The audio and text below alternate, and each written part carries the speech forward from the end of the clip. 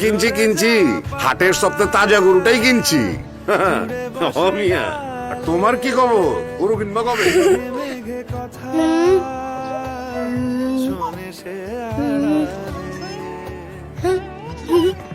আকাশ যখন গাইবে বলে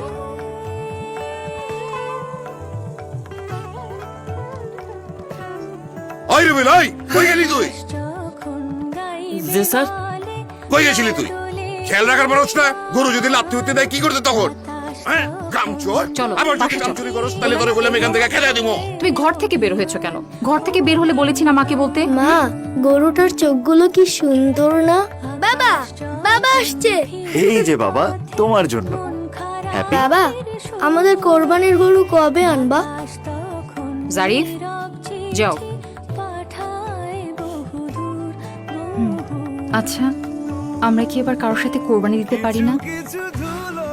তুমি তো সবই জানো।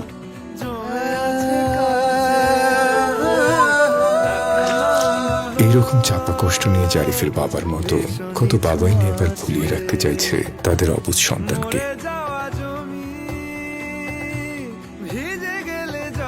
বাবা, গরুর কাছে যাব, চলো না যাই।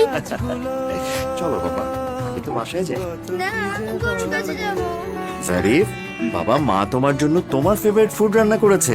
আজ আমরা খাবো আর অনেক মজা করব। আসো বাবা। হ্যাঁ?